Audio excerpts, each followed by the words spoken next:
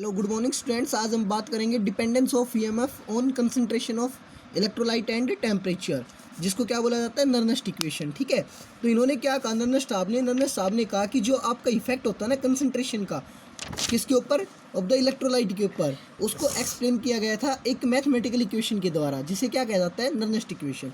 एक mathematical equation थी जिसको क्या बोला जाता है, नर्नेस्ट इक्वेशन। तो आप लोग जानते हो कि जैसे कि delta G is equal to, हमारे गिब्स फ्री एनर्जी किसके इक्वल होता है, delta G is equal to delta G naught plus में R T L N Q. देखिए क्यू क्या होता है आपका, क्यू इज इक्वल टू होता है आपका कंसंट्रेशन ऑफ प्रोडक्ट।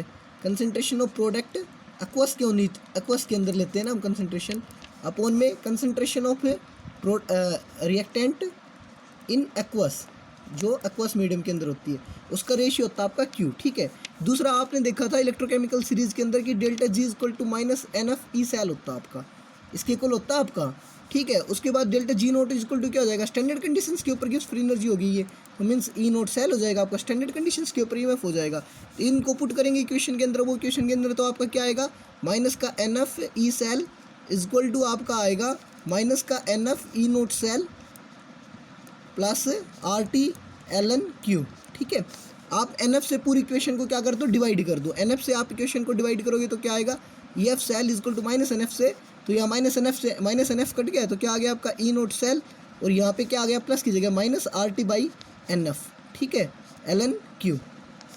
उसके बाद आपने एक रिएक्शन मान ली, जनरल रिएक्शन माननी, क्या माननी, रिएक्शन मान लीजिए आपका मेटल एन पॉजिटिव था, कोई भी एन पॉजिटिव चार्ज मतलब को स्टेट के अंदर है, और वो क्या करता है आपके एन इलेक्ट्रॉन्स को गेन करके किसके अंदर कन्वर्ट हो जाता है, आपका मेटल सॉलिड के अंदर कन्वर्ट हो जाता है। ठीक है, तो इसके लिए आपकी कंसंट्रेशन क्या होगी, ठीक है, मतलब क्यू की वैल्यू क्या होगी, क्यू की वैल्यू होगी आपकी concentration of product. Concentration of product क्या आपकी मेटल इन सॉलिड स्टेट के अंदर, अपॉन में कंसंट्रेशन ऑफ रिएक्टेंट मतलब मीन्स इन एक्वस स्टेट के अंदर।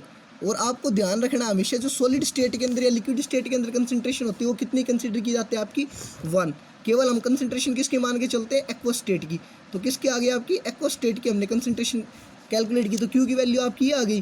तो आपका E cell is equal to कितना आ गया, E cell is equal to आपका आ गया ई नोट सेल माइनस में R T by N F L N 1 by concentration of M N positive aqueous. ठीक है, ये आपका आ गया यहाँ तक। उसके बाद क्या करोगे आप, आर की वैल्यू होती है आपकी 8.314, गैस कांस्टेंट होता है, टी आपका टेम्परेचर होता है स्टैंडर्ड कंडीशन के ऊपर 398 डिग्री कैल्विन, 298 डिग्री कैल्विन, और एफ क्या होता है आपका फ्राइडेज कांस्टेंट 96,500 कोलम के इक्वल होता है। तो आप इन वैल्यूज़ को इसके अंदर पुट करोगे तो आपका क्या आएगा, E note cell is equal to minus का 8.314 इंटू 298 अपॉन में एन इंटू 96,500 एल एन आपका 1 अपॉन में एम एन पॉजिटिव एक्वस। ठीक है, तो आपका क्या आ जाएगा, E cell is equal to E note cell minus में 0.0591 अपॉन में N L N 1 by M N positive aqueous concentration आपकी। ठीक है, ये होती है आपकी नर्नेस्ट इक्वेशन।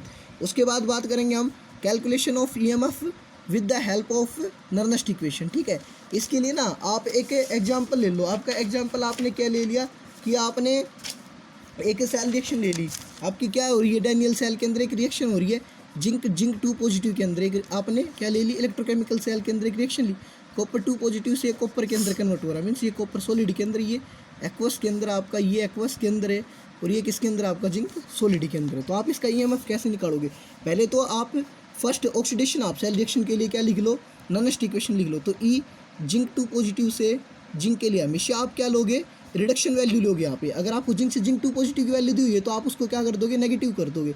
जिंक 2 पॉजिटिव से जिंक की कंसंट्रेशन निकालने के लिए इक्वल टू क्या हो जाएगा आपका, E naught into zinc 2 positive zinc, क्योंकि हम पहले ऑक्सीडेशन ऑफ सेल रिएक्शन के लिए बात कर रहे हैं। माइनस में क्या आएगा आपका, माइनस में आपका आएगा भाई आर टी बाई एन कितना है, नंबर ऑफ इलेक्ट्रॉन्स 2 एक्सचेंज हो रहे हैं, तो 2f यूज़ कर सकते हैं यहाँ पे। एल एन कंसंट्रेशन क्या आएगी आपकी, कंसंट्रेशन आएगी आपकी 1 बाई जिंक 2 पॉजिटिव एक्वस वाली लेंगे खाली, मैंने बताया था ना आपकी कि हम किसके लिए लिख रहे हैं भाई, खाली अभी इस सेल के लिए लिख रहे हैं। ठीक है, फिर उसके बाद अगली सेल के लिए रिएक्शन लिख लो, इसको इक्वेशन 1 दे दो। उसके बाद आप लिखोगे ई कॉपर 2 पॉजिटिव से कॉपर कन्वर्ट होता है, ई नोट कॉपर 2 पॉजिटिव से कॉपर स्टैंडर्ड कंडीशंस की minus R T by N F, means यहाँ भी 2 इलेक्ट्रॉन्स का ट्रांसफर है, कंसंट्रेशन एल एन अपॉन में 1 by C U two positive aqueous, ठीक है। इसको इक्वेशन सेकंड दे दो। इक्वेशन क्या करो आप, फर्स्ट को सेकंड में से सब्सट्रैक्ट कर दो, तो आप क्या करोगे, E copper two positive, copper minus में ई जिंक टू पॉजिटिव से जिंक इक्वल टू हो गया आपका E note copper two positive से कॉपर माइनस में E naught zinc two positive से जिंक माइनस में आर टी बाई आपका 2F हमने क्या ले लिया, कॉमन ले लिया, तो आपका क्या बचेगा, एल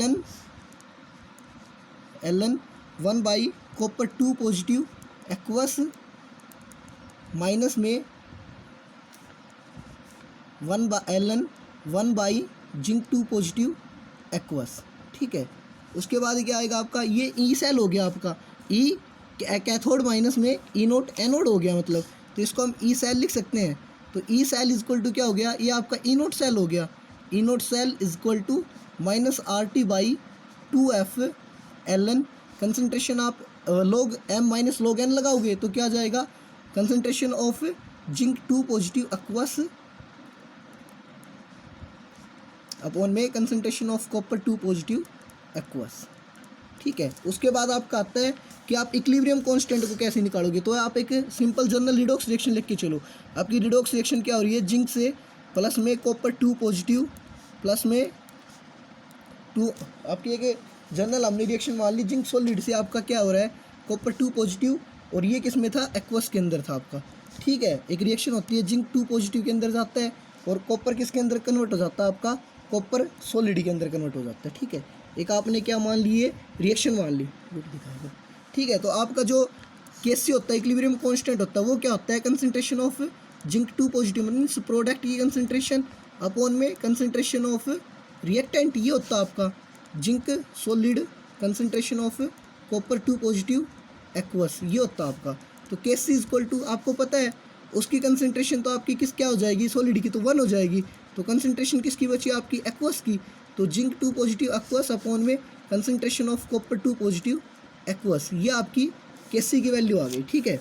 उसके बाद क्या करते हो, जो आप नर्नेस्ट इक्वेशन लिखते हो इस सेल के लिए, तो आपकी नर्नेस्ट इक्वेशन क्या आती है, E cell is equal to E note cell minus में 2.303 आर टी बाई में आपका इलेक्ट्रॉन्स का ट्रांसफर कितना हो रहा है, 2, तो 2F लिख सकते हो आप।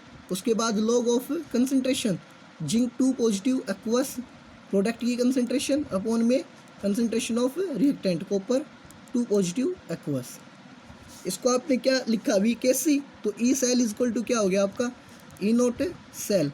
इक्विलिब्रियम के अंदर बात करेंगे 2.303 by 2F R T log KC, और एट इक्विलिब्रियम के ऊपर क्या होता है, इक्विलिब्रियम के ऊपर ई सेल इक्वल टू 0 हो जाता है आपका, तो क्या हो गया, 0 equal to E note cell minus में 2.303 by 2F R T log KC, तो आपका क्या हो गया, E note cell equal to हो गया आपका 2.303 by 2F R T log KC, ये आपका रिलेशन होता है। Thank you, have a nice day.